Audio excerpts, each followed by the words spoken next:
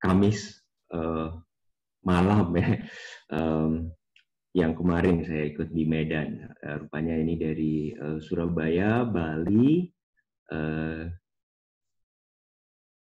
mana lagi Pak Christian? Ada dari Palembang tadi. Palembang, saya tamu juga dari Semarang itu. Teman The Mission Semarang pada waktu masih aktif. Ibu Tari juga gabung. Oh, oke. Jadi ya mungkin Pendeta Simeon suaranya kecil.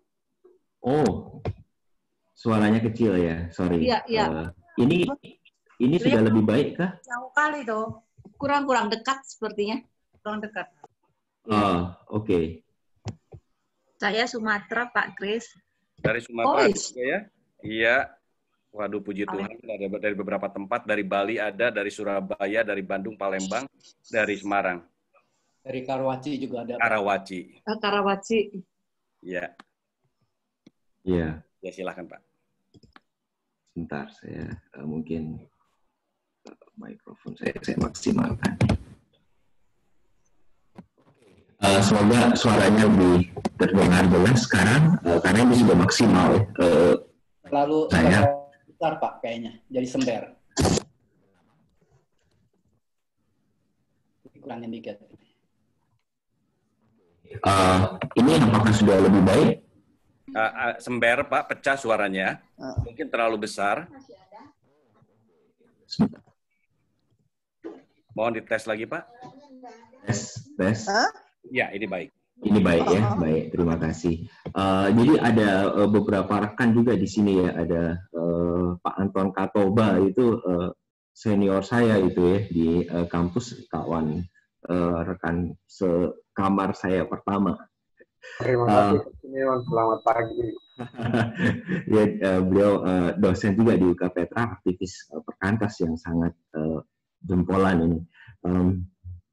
Baik, tema yang akan saya sampaikan pada pagi ini adalah the stranger ya, atau orang asing. Jadi saya akan mengajak kita semua untuk membaca satu bagian dari Injil Yohanes pasal yang ke-21. Sebelumnya saya mau share screen dulu.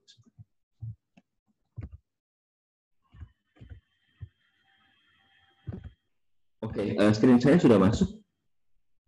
Sudah. Baik, terima kasih. Oke, saya akan bacakan Injil Yohanes pasal 21 ayat 1 hingga ayat yang ke-14 ya. Saya menggunakan terjemahan saya sendiri dari bahasa asli. Anda dapat menyimak dalam kitab suci Anda masing-masing. Injil Yohanes 21 ayat pertama hingga 14. Seusai itu Yesus menampakkan diri lagi kepada para murid di pantai Danau Tiberias. Ia menampakkan diri sebagai berikut. Simon Petrus ada bersama Thomas yang disebut Didimus. Ya, istilah nama ini berarti si kembar atau yang terlipat, double. Nathanael dari Kananya Galilea, dan para putra Zebedius beserta dua orang muridnya yang lain. Kata Simon Petrus kepada mereka, "Aku pergi menangkap ikan." Kata mereka kepadanya, "Kami pergi juga bersama engkau." Mereka berangkat lalu naik ke perahu, tetapi malam itu mereka tidak menangkap apa-apa. Seketika fajar tiba, berdirilah Yesus di pantai, tetapi para murid itu tidak melihat bahwa itu adalah Yesus. Kata Yesus kepada mereka, "Hai anak-anak, kalian punya seekor ikan?" Jawab mereka kepadanya, "Tidak." Kata Yesus kepada mereka, "Tebarkan jala kalian di sisi kanan perahu dan kalian akan menemukan." Jadilah mereka tebarkan dan tidak kuat menariknya lagi karena banyaknya ikan. Maka murid yang dikasihi Yesus itu berkata kepada Petrus, "Ialah Tuhan." Ketika Petrus mendengar bahwa ialah Tuhan, ia mengencangkan jubahnya sebab ia tidak berpakaian, lalu terjunlah ia ke dalam danau. Karena para murid yang lain tidak jauh dari darat, hanya kira-kira 200 hasta saja, datanglah mereka bersama perahu sembari menyeret jala yang penuh ikan itu. Lantas saat mereka berlabuh, Mereka melihat api arang terhampar dan ikan di atasnya beserta roti. Kata Yesus kepada mereka, bawalah ikan-ikan yang baru kalian tangkap itu. Lalu naiklah Simon Petrus ke perahu dan menghala jala itu ke pesisir, penuh 153 ekor ikan-ikan besar, dan jala itu tidak koyak kendati sedemikian itu banyaknya. Kata Yesus kepada mereka, kemarilah dan sarapanlah. Namun tak seorang pun di antara para murid itu yang berani menanyai dia, siapakah engkau? Mereka melihat bahwa ialah Tuhan. Yesus menghampiri dan mengambil roti serta memberikannya kepada mereka, demikian juga ikan itu. Ayat 14, inilah kali ketiga Yesus menampakkan diri kepada para murid setelah ia dibangkitkan dari antara orang mati. Bapak Ibu sekalian, satu kali pada tahun 2007 dalam sebuah penerbangan dari Atlanta ke Boston, seorang pria bernama Glenn Alperin, dia sedang duduk di kursinya menunggu pesawat itu hendak lepas landas. Nah, waktu itu ada seorang pria tua menghampiri dia dan menjabat tangannya bersama dengan tangan semua penumpang yang lain. Pria ini lalu lanjut, dia jalan menelusuri lorong pesawat, dia menjabat tangan, ya. Lalu dia berjalan kembali ke business class. Glenn Alperin, dia menunggu sampai pria ini agak jauh, lalu dia noleh sama orang yang duduk di sebelahnya, dan dia bertanya, who is that man? Siapa orang itu? Nah, saya tidak tahu berapa banyak di antara kita yang mengenali wajah ini, ya. Tapi kalau kita tidak mengenalinya, wajar karena kita mungkin bukan warga negara Amerika Serikat, ya. Kita orang Indonesia, warga negara Indonesia. Tapi Glenn Alperin adalah seorang warga negara Amerika Serikat. Dia tidak mengenali orang ini. Orang ini adalah Jimmy Carter di usia 84 tahun pada waktu itu, ya. Sekarang dia 96 tahun, ya, presiden Amerika yang masih hidup, ya, yang tertua yang masih hidup. Jadi Jimmy Carter, presiden ke-39 Amerika Serikat, adalah figur yang sangat terkenal karena dia juga mendapatkan Nobel Perdamaian. Ya. Dia mendapat Nobel Perdamaian karena mempertemukan presiden Mesir pada waktu itu Anwar Sadat, ya, dengan Menachem Begin, ya, Perdana Menteri Israel, ya, mewujudkan perdamaian di Timur Tengah. Dan mungkin kalau saya tunjukkan foto masa mudanya, ya, mungkin bisa merefresh ingatan, ya. Ini Jimmy Carter. Glenn Alperin, orang Amerika Serikat, dia bukan orang yang buta huruf, dia bisa baca dan dia tidak tertutup dari informasi karena dia membaca koran juga, ya. Tadi kisah ini kan dimulai waktu dia membaca surat kabar. Nah, yang membuat Glenn Alperin tidak bisa mengenali wajah adalah karena dia menderita prosopagnosis. Jadi ini adalah satu kelainan neuropsikologis yang membuat Glenn tidak dapat mengenali wajah. Otak Glenn Alperin itu kalau ibarat kamera, dia bisa mengambil gambar, tetapi dia tidak dapat menyimpan gambar tersebut. Jadi akibatnya adalah dia tidak dapat mengenali wajah orang lain. Nah, ini beda dengan kalau kita kadang-kadang lupa siapa orang, gitu, ya. Ini bukan lupa, ini bukan memory lapse, ini satu kelainan, ya, namanya prosopagnosis.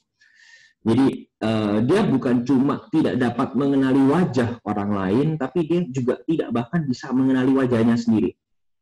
Jadi kalau dia bercermin, dia tidak mengenali wajah yang dia lihat di cermin itu sebagai wajah pribadi dia. Dia tidak dapat mengidentifikasi wajah yang dia lihat itu sebagai wajah dia. Jadi ada suatu kelainan di sini, dan diperkirakan sekarang itu ada 1 dari 50 orang di dunia yang menderita kelainan prosopagnosis, ya, karena entah karena faktor genetik atau karena cedera di otak.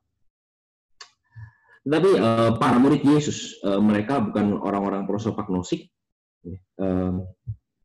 Penjelasan alamiah yang bisa diberikan untuk kasus ini adalah mereka baru melihat bahwa figur yang ada di sana itu di pesisir itu adalah Yesus setelah karena mereka itu sudah berlabuh, ya, dan jarak dari pantai itu kira-kira adalah 200 hasta sedekat-dekatnya. 200 hasta itu kalau kita bayangkan sekarang itu kira-kira 92 meter jauhnya. Jadi ada kemungkinan mereka tidak dapat mengenali wajah tersebut karena mereka terlalu jauh, ya. Mereka terlalu jauh dari pesisir. Tetapi penjelasan alamiah ini tidak memuaskan, ya. Tidak memuaskan buat saya, tidak dapat menghapus semua pertanyaan. Kenapa? Karena dari kejauhan sebenarnya murid yang Yesus kasihi dalam hal ini adalah Yohanes. Murid yang Yesus kasihi itu sudah bisa ngomong, dialah Tuhan. Kalau kita baca di ayat 7 ada di sana, ya, dialah Tuhan. Nah, jadi pertanyaannya, kenapa di pesisir pada waktu mereka sudah kembali berlabuh, ya, Petrus, Thomas, Nathanael, Yakobus, Yohanes, dan 2 orang murid yang lain yang sudah bersama-sama dengan Yesus, mereka tidak berani bertanya, siapakah engkau? Ya, kita membaca tadi dicatat mereka tidak berani bertanya, siapakah engkau? Ungkapan tidak berani menanyai, tidak berani bertanya, itu menunjukkan bahwa mereka bukan tidak punya pertanyaan. Betul, ya? Kalau kita tidak punya pertanyaan, kita bukan tidak berani bertanya. Kita hanya disebut tidak berani bertanya karena kita punya pertanyaan, tetapi kita tidak berani mengutarakan pertanyaan tersebut. Jadi mereka, termasuk Yohanes, yang dari kejauhan itu sudah mengenali, sudah berkata, iyalah Tuhan. Tetapi sekarang di pesisir, itu mereka, termasuk Yohanes, mereka punya pertanyaan. Pertanyaannya adalah, siapakah engkau? Jadi Yohanes kenal itu Tuhan dari kejauhan, tapi waktu berdekatan, pertanyaan itu tidak hilang. Pertanyaan itu, siapakah engkau, tetap ada. Hanya saja mereka tidak berani menanyakan pertanyaan tersebut. Nah, kata ini berani, ya, itu hanya muncul sekali sebenarnya di setiap Injil. Kita tahu ada 4 Injil, ya. Matius, Markus, Lukas, Yohanes. Di setiap Injil pertanyaan kata berani, tolmaho, itu hanya muncul sekali. Hanya di dalam Injil Markus kita istilah tersebut digunakan untuk Yusuf Arimatea yang memberanikan diri meminta tubuh Yesus. Tetapi ketiga Injil yang lain menggunakan kata yang unik ini hanya di dalam kasus orang-orang yang tidak berani menanya Yesus. Jadi orang-orang Yahudi, ya, mereka kena skak. Ya, mereka tanya, lalu Tuhan Yesus skakmat mereka nggak berani naik lagi. Mereka bukan tidak punya pertanyaan, ya, mereka tidak berani bertanya. Nah, sama seperti orang-orang Yahudi yang kena skakmat, demikian juga para murid sekarang, mereka tidak berani tanya. Mereka bingung, siapa dia? Siapa engkau? Tetapi mereka tidak berani bertanya. Jadi ada satu hal yang unik sekali di sini. Kalau kita lihat, ya, di dalam teks kita ayat 12 itu menyatakan mereka sebenarnya itu sudah melihat bahwa dialah Tuhan. Mereka melihat. Mereka bukan nggak lihat. Mereka melihat dengan mata kepala mereka sendiri. Tetapi entah mengapa masih ada satu misteri yang membuat mereka tidak bisa mengenali Yesus. Nah, kalau kita ingat di dalam Injil Lukas pasal yang ke-24 itu ada satu cerita tentang murid Yesus namanya Kleopas berjalan bersama dengan murid Yesus yang lain. Mereka sedang menempuh perjalanan ke Emmaus, lalu Yesus datang bersama-sama dengan mereka, berjalan bersama-sama dengan mereka, menumpang di rumah mereka, makan di rumah mereka. Tetapi kalau Anda ingat di dalam Injil Lukas, di sana Kleopas dan kawannya juga tidak mengenali siapa sosok itu. Mereka tidak mengenali siapa sosok itu. Nah, kalau kita lihat kembali ke dalam Injil Yohanes pasal yang ke-20 ayat yang ke-18, di sana ada satu kisah lain tentang Maria Magdalena. Maria Magdalena sudah melihat Tuhan pada waktu dia menampakkan diri pertama kali setelah dia bangkit. Tidak lama berselang, kecuali Thomas, ya, para murid juga sudah melihat Tuhan pada waktu dia menampakkan diri kali yang kedua, pasal 20 ayat yang ke-20. Nah, kalau kita baca dari catatan Lukas, kita tahu bahwa mereka, para murid yang ada di situ pada waktu Yesus menampakkan diri kali yang kedua, itu termasuk Petrus, Nathanael, Yohanes, dan Yakobus. Jadi, Petrus, Nathanael, Yohanes, dan Yakobus itu sudah melihat Yesus setidak-tidaknya 2 kali. Pertama, pada waktu Yesus menampakkan diri di rumah, ya. Dan kedua, sekarang di tepi pantai itu mereka melihat Yesus lagi. Tetapi anehnya pada waktu mereka kali kedua melihat Yesus, mereka nggak kenal siapa dia. Mereka nggak kenal siapa dia. Dan ada satu hal yang lebih aneh lagi, ya, kalau kita lihat apa yang terjadi pada waktu Yesus kali kedua menampakkan diri kepada para murid, ya. Di dalam Lukas 24, di sana Yesus datang ke rumah itu, ya, menjumpai Petrus, Nathanael, Yohanes, dan Yakobus, termasuk di antara kawan-kawan mereka yang lain. Dan apa yang terjadi di sana adalah Yesus minta makan ikan goreng untuk menunjukkan bahwa dia betul-betul bangkit. Betul, ya? Dan sekarang kita juga membaca Yesus itu minta ikan untuk dimakan. Jadi ini 2 kejadian yang sebetulnya persis sekali. Persis sekali. Tetapi itu justru menegaskan ada sesuatu yang aneh sekali di dalam catatan ini. Mengapa orang-orang yang sudah pernah ketemu dengan Yesus yang bangkit, para murid Yesus yang tidak asing dengan Yesus, mereka sudah ikut Yesus 3,5 tahun lamanya. Pada waktu Yesus bangkit, mereka sudah lihat Yesus. Tetapi sekarang mereka tidak bisa mengenali siapa orang ini. Pada waktu sebelumnya mereka ketemu dengan Yesus yang bangkit, Yesus minta makan ikan goreng. Dan sekarang Yesus mengajukan permintaan yang sama. Tetapi mereka tetap bertanya-tanya di dalam hati, siapa dia? Siapa dia? Jadi ini aneh, ya, ini aneh sekali. Oke, saya mau switch sebentar ke satu cerita.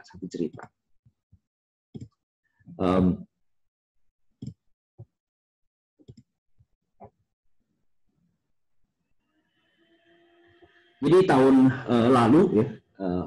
Tahun lalu, bulan April, untuk orang-orang Yahudi merayakan Paskah tanggal 19 April.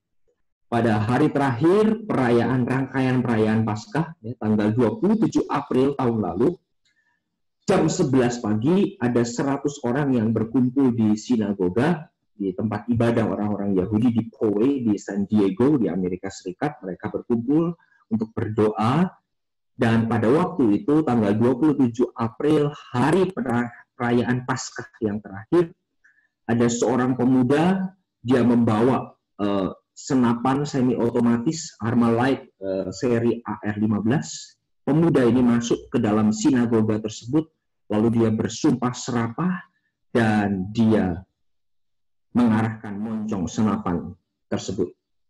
Pria ini namanya John Ernest, usianya 19 tahun, masih muda sekali, dan dia mulai menembak. Dia mulai menembak, dan dari tembakan tersebut dia mengenai rabi sinagoga, ya. Orang ini namanya Yisrael Goldstein. Tetapi sebelum peluru tersebut menembus tubuh Yisrael Goldstein, ada seorang perempuan Dia lari maju ke depan, dia memasang tubuhnya sebagai perisai demi menyelamatkan sang rabi. Jadi sepersekian detik setelah peluru itu berdesing, Lori Gilbert Kay, seorang aktivis usianya 60 tahun, dia rebah, bersimbah darah. Tidak lama kemudian ada satu tembakan lagi menyusul, tetapi tembakan tersebut meleset dan hanya memutuskan jari Yisro, sang rabi.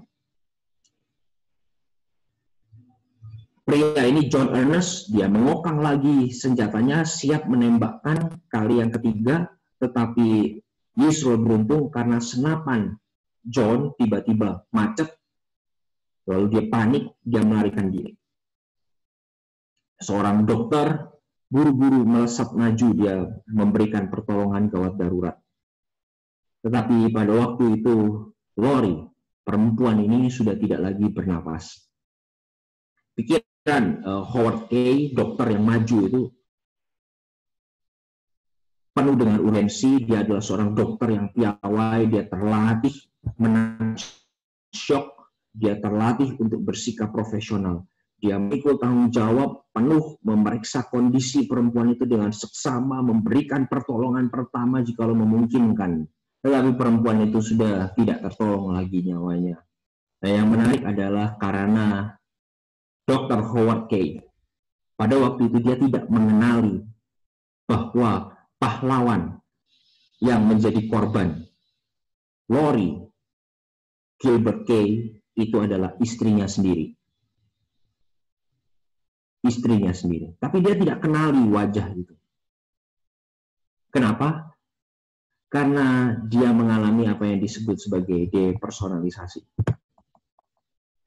Jadi dia preoccupied, dia hanyut di dalam suatu perkara, di dalam tugasnya untuk menyelamatkan, tugasnya sebagai seorang dokter. Dia larut di dalam aktivitas tersebut. Nah, hal yang sama bisa terjadi pada kita. Depersonalisasi itu mengintai semua orang yang menekuni apapun panggilan hidup pekerjaan Anda. Jikalau Anda menjadi tenaga kesehatan atau menjadi seorang perawat, Anda bisa lama-lama kebas, ya, tidak peka lagi terhadap penderitaan. Anda merawat pasien, Anda tidak bisa membayangkan rasa sakitnya. Kenapa? Karena sudah terlalu sering. Sudah terlalu banyak orang yang Anda rawat. Anda tidak lagi bisa membayangkan orang ini pada waktu dibuka perbannya seberapa sakit dia. Kita kebas, kita mengalami depersonalisasi.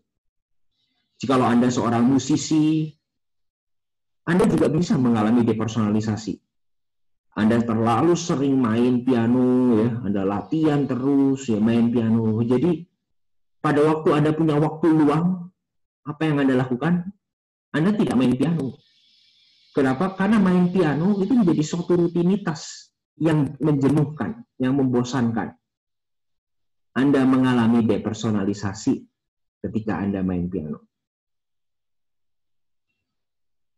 Semua dari kita, ketika kita melakukan sesuatu yang rutin, ya, yang biasa, kita rentan kehilangan kepekaan, kita rentan kehilangan pemaknaan. Kita tidak lagi peka. Nah, apa yang terjadi di sini adalah para murid Yesus. Dia baru kembali dari tangkapan usaha berlayar menangkap ikan semalam-malaman dalam kondisi yang letih. Nah, karena itu pada waktu ada seorang calon pembeli dari kejauhan 92 meter di pesisir bertanya, maka respons mereka adalah respons yang mengalami depersonalisasi.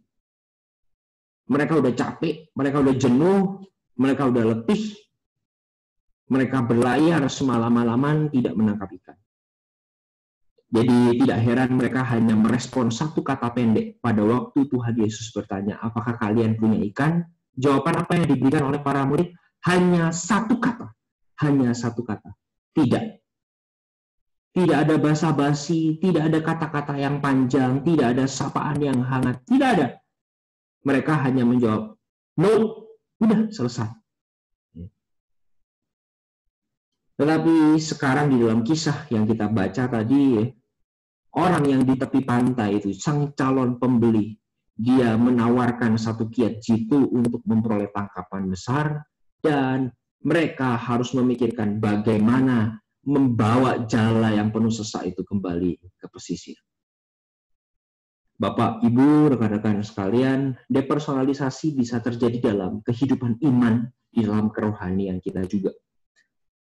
Kalau kita ingat ya, di dalam Injil Lukas pasal yang kelima, di situ pengalaman pertama apa yang terjadi pada waktu Tuhan Yesus berjumpa dengan Petrus, Yohanes, dan Yakobus.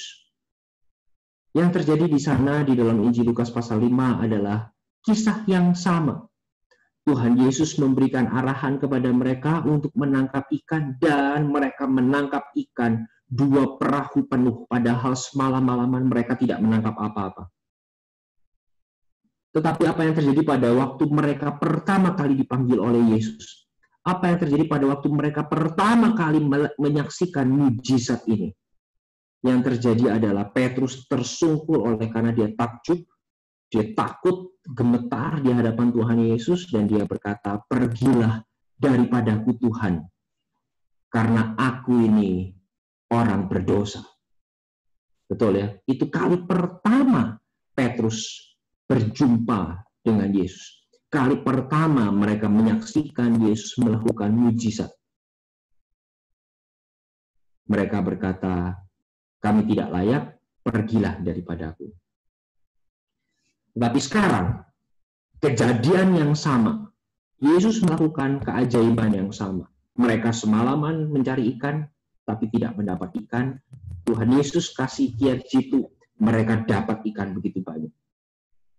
Tapi apa yang terjadi? Yang terjadi sekarang tidak ada lagi respons yang sama. Petrus tidak tersungkur oleh takjub, dia tidak takut dan tidak gemetar, dan tidak ada perkataan, "Pergilah daripadaku Tuhan, sebab aku orang berdosa." Depersonalisasi bisa menimpa kita semua di dalam hidup rohani. Apa yang terjadi pada waktu kita pertama kali, kalau kita mengingat momen pertobatan kita yang pertama? Apa yang terjadi pada waktu kita pertama kali berjumpa dengan kasih karunia Tuhan? Perasaan haru yang membuncah. Karena kita berjumpa dengan rahmat, itu bisa mengendur, itu bisa luntur. Momen di mana kita digerakkan, disentuh, hingga hati kita hancur, itu lama-lama bisa hilang. Pada waktu kita pertama kali berjumpa dengan Yesus misalnya, kita tersungkur, kita merasa takzim, kita gentar, kita bersyukur. Tapi lama-lama menjadi orang Kristen, rasa itu hilang. Ya, kita ingat ada satu istilah yang sangat terkenal sekali, kasih yang mula-mula. Ya, kasih yang mula-mula itu bisa luntur. Jadi kita mengalami berkat Tuhan juga sama. Ya. Ada berkat Tuhan yang rutin, constant blessings, yang kita nikmati setiap hari, rutin sekali. Tetapi we take constant blessings for granted. Ya. Berkat Tuhan yang rutin itu sudah menjadi sesuatu yang biasa, tidak lagi bahkan kita syukuri, tidak ada istimewanya, tidak lagi menggugah kita. Karena itu, apa yang terjadi di seminari, di tempat saya mengajar, di tempat saya studi, itu juga sama. Ya. Kalau Anda menjadi seorang seminarian, Anda menjadi seorang mahasiswa belajar teologi, ya, Pak Christian, Pak Yusuf, Pak Yanto, ya, Pak Anton, ya. Kalau ada Bu Rahel di sini tadi, kita semua tahu itu. Anda setiap hari ikut kapel, pagi dan malam ikut kapel. Di tengah-tengah kapel Anda ikut kelas. Di kelas Anda bicara tentang teologi, belajar Alkitab. Akhirnya, keinginan dan kehausan kita untuk mengenal Tuhan, untuk berjumpa dengan Dia melalui momen-momen kontemplasi saat teduh, itu menjadi pudar, itu menjadi dingin. Jadi, tidak heran kalau Glenn Alpert, pria yang tadi mengalami prosopagnosia itu, satu kali dia ditanya, kalau Anda dapat kesempatan untuk sembuh, untuk tidak lagi menderita prosopagnosia, apakah Anda mau? Dan Glenn Alperin menjawab, mendingan tidak usah. Kenapa? Karena dia sudah terbiasa dengan kondisi depersonalisasi. Dia sudah terbiasa dengan prosopagnosia. Pada waktu dia harus sembuh, nah, dia harus mengatasi kegamangan yang baru. Ya, kegamangan yang baru. Tetapi yang paling menarik, ya, yang paling menarik dari kisah ini, Bapak Ibu sekalian, adalah bahwa respons Tuhan Yesus, ya. Kalau kita melihat apa yang menjadi respons Tuhan Yesus di dalam kisah ini, kalau kita ingat apa yang terjadi pada waktu Tuhan Yesus berjumpa dengan Kleopas dan kawannya, apa yang terjadi di sana adalah Tuhan Yesus menegur mereka. Tuhan Yesus berkata kepada mereka dengan hardikan yang keras. Tuhan Yesus menyebut mereka bodoh, lamban hati. Ya. Jadi ini teguran yang keras. Mereka tidak mengenali siapa Yesus dan Tuhan Yesus menegur mereka. Kamu bodoh, kamu lamban hati. Tetapi kita tidak menemukan pesan itu di sini. Ya. Tuhan Yesus tidak mengatakan kalimat itu. Mereka gagal mengenali Yesus sama seperti Kleopas dan temannya. Tetapi Tuhan Yesus tidak menyebut mereka bodoh. Tuhan Yesus tidak menyebut mereka lamban hati. Kalau kita ingat apa yang terjadi pada waktu Maria Magdalena pertama kali berjumpa dengan Yesus. Pada waktu Yesus bangkit. Kali pertama Yesus menampakkan diri kepada Maria Magdalena setelah dia bangkit. Apa yang dikatakan oleh Yesus? Yesus berkata, jangan takut. Jangan takut. Tetapi di dalam kisah ini kita tidak menemukan Tuhan Yesus memberikan pesan, jangan takut. Tidak ada pesan itu. Mereka juga tidak mendapatkan pesan supaya mereka jangan ragu-ragu, sama seperti apa yang Tuhan Yesus katakan kepada Thomas pada waktu ia menampakkan diri. Thomas tidak percaya, dia perlu menyucukkan jarinya dulu. Tetapi Yesus tidak memberikan pesan itu. Tidak ada pesan untuk tidak ragu-ragu. Tidak ada pesan supaya mereka beriman meskipun mereka tidak melihat. Tidak ada pesan itu. Yang ada di sini adalah sebuah awkward moment. Satu momen status quo yang anomali, yang aneh. Mereka tinggal di dalam gamang. Dulu, pada waktu Yesus menampakkan diri kali yang kedua kepada mereka, Yesus minta ikan goreng. Betul? Sekarang Yesus minta ikan juga. Tetapi mereka tidak bertindak. Mereka tidak bergerak. Mereka tidak beraksi. Dan oleh karena itu, maka kalau kita baca di ayat 9 dan di ayat yang ke-13, di sana kita menemukan Tuhan Yesuslah yang menghampiri mereka. Tuhan Yesuslah yang menyajikan roti.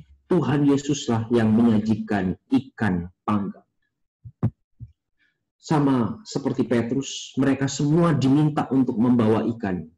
Tetapi tidak ada seorang pun dari mereka yang bergerak. Mereka semua diam mematung di dalam gamang. Ingat, mereka sudah kenal Yesus. Mereka bersama-sama dengan Yesus 3 tahun lebih. Mereka sudah melihat Yesus yang bangkit dengan mata kepala mereka sendiri. Tetapi mengapa sekarang ada satu momen awkward? Momen diam yang gamang, yang aneh. Jikalau kita memperhatikan apa yang menjadi respons Petrus. Ya. Petrus adalah orang yang sehari sebelumnya mengajak mereka untuk menangkap ikan. Petrus yang mengajak mereka menangkap ikan. Pagi itu, pada waktu Yohanes berkata, itu Tuhan, Petrus langsung spontan mengencangkan jubah. Dia seorang pribadi yang impulsif. Dia terjun menyambut Yesus.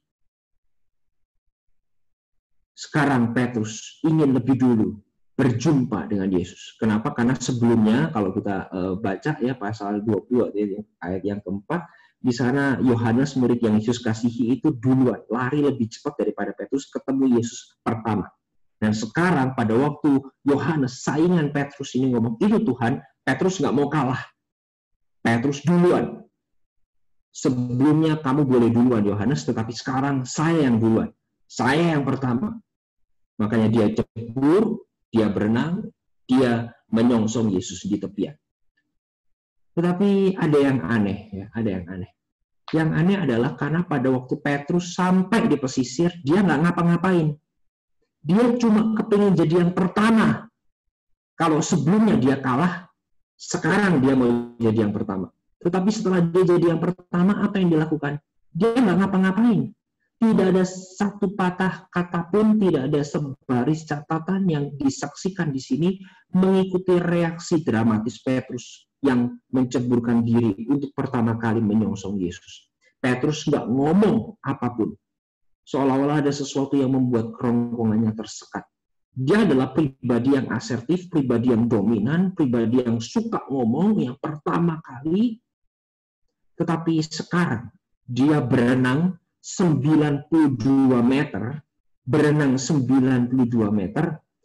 sampai di pesisir, dia nggak ngapa-ngapain, dia cuma tinggal bengong, diam, nggak ngomong apa-apa.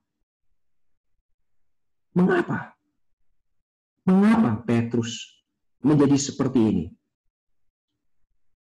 Nah, apa yang kita temukan di dalam kisah ini adalah sebuah kesaksian bahwa pengalaman bersama-sama dengan Tuhan 3,5 tahun hidup bersama-sama dengan Tuhan setiap hari intim dekat dengan Dia tidak cukup membekali mereka dengan pengenalan tentang siapa Yesus yang bangkit. Mereka kenal Yesus 3 tahun dan rentang waktu itu tidak cukup. Kenapa? Karena mereka melihat sekarang di depan mata mereka Yesus yang bangkit. Yesus sebagai Allah yang kekal. Yesus sebagai pribadi yang datang dengan kemuliaan yang penuh. Jadi tidak heran bahkan Yohanes, murid yang Yesus kasihi, murid yang mengenali Dia dari kejauhan, masih bertanya-tanya di dalam hatinya, siapakah engkau? Siapakah engkau? Oleh karena itu, Bapak-Ibu sekalian, ada satu ayat yang kita semua familiar, yang kita semua kenal di dalam Yesaya 53. Ya. Di sana Yesaya itu menyebut hamba Allah, Mesias, itu adalah pribadi yang rupanya itu tidak masuk hitungan kita. Dalam bahasa yang asli itu sebenarnya is not taken into account, elogiste. Ini berarti apa? Ini berarti adalah bahwa hamba Allah, Mesias itu adalah Dia yang rupanya tidak dapat diungkapkan dengan kata-kata, tidak dapat dipikirkan dengan Allah. Nah, oleh karena itu maka nama Tuhan di dalam perjanjian lama Yahweh, Asher, Yahweh, nama Tuhan di dalam perjanjian lama itu sebenarnya artinya bukan sekedar I am who I am. Saya adalah saya, aku adalah aku. Tetapi I will be whoever I will be. Saya akan menjadi siapapun saya akan menjadi. Dia adalah pribadi Tuhan yang tidak dapat kita kenal sepenuhnya. Selalu ada sesuatu yang misterius, selalu ada sesuatu yang asing, sesuatu yang mengejutkan kita. Kita sama seperti para murid, kita bisa mengalami depersonalisasi. Kalau kita bandingkan dengan apa yang terjadi pada waktu kita pertama kali bertobat, pertama kali kita melayani, antusiasme kita bisa membeku, semangat kita bisa lesu, rutinitas pola hidup yang banal bisa membuat kita tidak lagi mudah tergugah. Dan pada waktu depersonalisasi menimpa, kita bisa berkata dengan enteng kepada Tuhan, no. Kita menepis panggilan, kita menolak kegelisahan rohani. Sama seperti para murid, kita lebih suka dengan status quo yang nyaman, ya, seperti Glenn Alperin, kita lebih suka menjadi prosopagnosis. Kita ingin melindungi diri dari Tuhan yang tidak kita kenal, Tuhan yang misterius, Tuhan yang mengejutkan kita. Yang kita inginkan mungkin hanya menjadi seperti Petrus. Kita cuma ingin jadi yang terdepan, kita cuma ingin jadi yang paling pertama. Kita tidak mau kalah, kita ingin berkompetisi, kita ingin mendapatkan tempat yang nomor 1. Tetapi setelah itu, tidak ada apapun yang berarti bagi kita. Tuhan tidak berarti bagi kita. Pembicaraan dengan Tuhan, perbincangan dengan Dia, perjumpaan yang pribadi dengan Dia tidak menjadi ukuran yang penting bagi kita. Yang penting bagi kita hanya menjadi seperti Petrus. Saya mau jadi yang nomor 1. Sebelumnya saya kalah, sekarang saya mau jadi yang nomor 1. Tetapi Tuhan yang bangkit adalah Tuhan yang melampaui semua apa yang kita bisa pikirkan, yang melampaui daya nalar kita, yang melampaui kapasitas pemahaman kita. Seberapapun lama kita menjadi murid Tuhan, seberapapun lama kita menjadi orang Kristen, seberapapun lama kita sudah membaca kitab suci berulang-ulang kali, Tuhan adalah Tuhan yang akan mengejutkan kita, yang akan menggelisahkan kita dengan misteri yang tidak terselami. He will be whoever he will be. Dia akan menjadi Tuhan yang menantang kita, Tuhan yang mengejutkan kita.